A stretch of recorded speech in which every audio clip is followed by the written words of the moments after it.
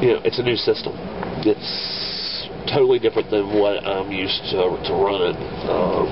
That, and I'm learning all these board games that I've bought over the years that we've never played. I'm good for that.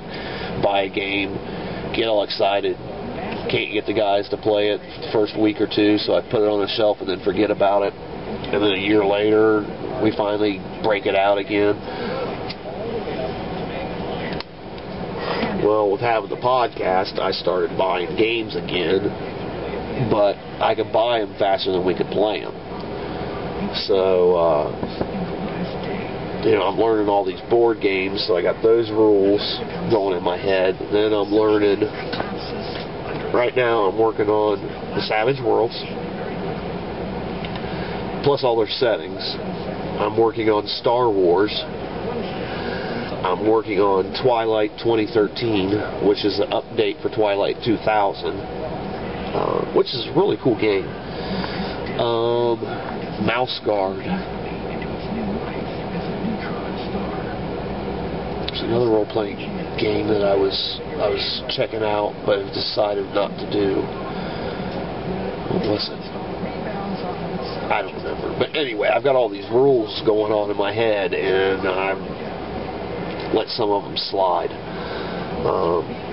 Or I'm not retaining everything, and I'm confusing things. I'm thinking about a rule that's in one game, but it's not in another. Luckily, one of the rule books, when I got the rule book for Savage Worlds, the first one fell apart a couple days, and I mean it literally fell apart. So I got a hold of Savage Worlds and told them that, you know, hey, this is kind of fucked up. You know, I bought your book, and you know, I haven't gotten through chapter 1, and the thing fell apart on me. So they send me another rule book. Blew me away. And they told me to keep the old one. You know, I offered to mail it to them, you know, so they knew that I wasn't, you know, trying to pull a fast one or something. Well, apparently one of the runs that they had was bad. I wasn't the first person to complain. So that helped.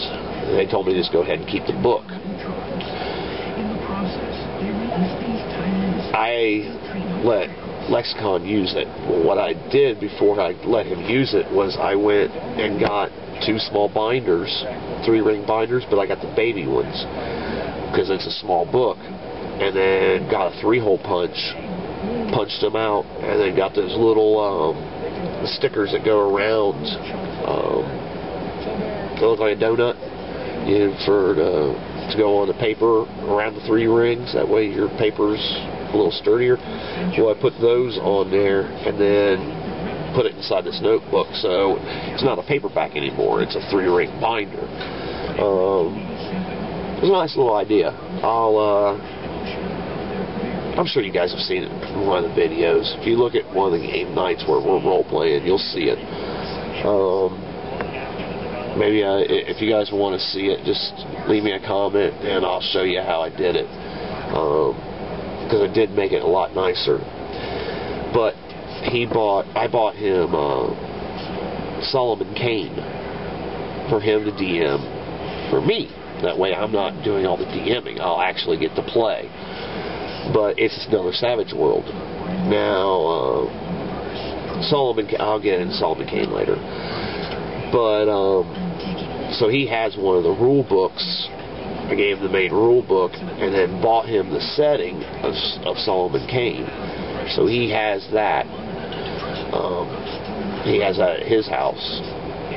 So he's been reading the rule book so he can do Solomon Kane. So between the two of us, it's helped having him knowing the rules as well, because if I've got a question, I can ask him, and if he don't know it, he might know the location to look in.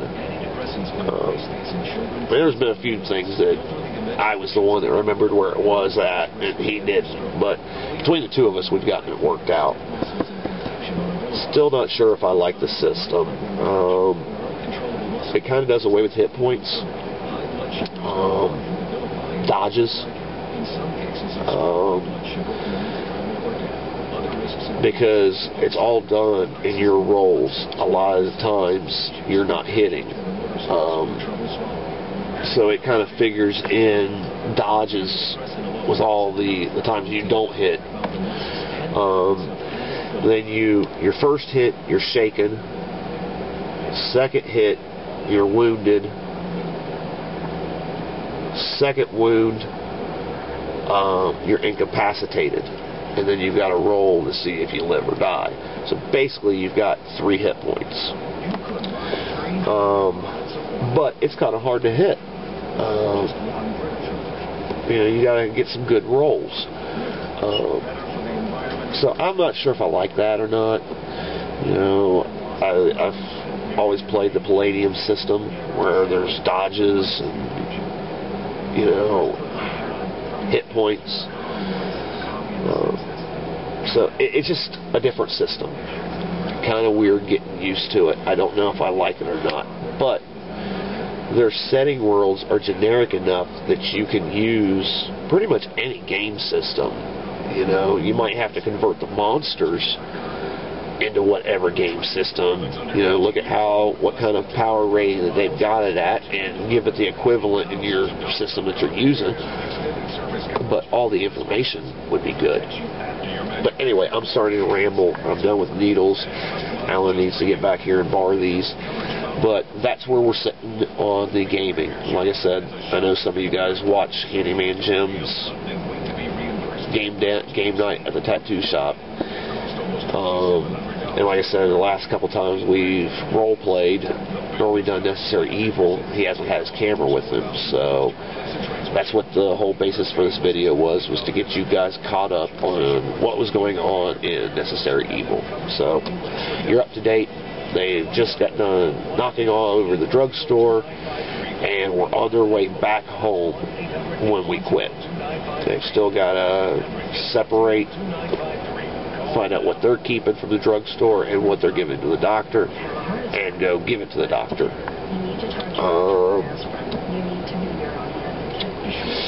The Iron Man guy, he's still sitting in bed. He's conscious now, but he's still kind of fucked up. That's kind of it. That's where we're standing. So, till the next game night.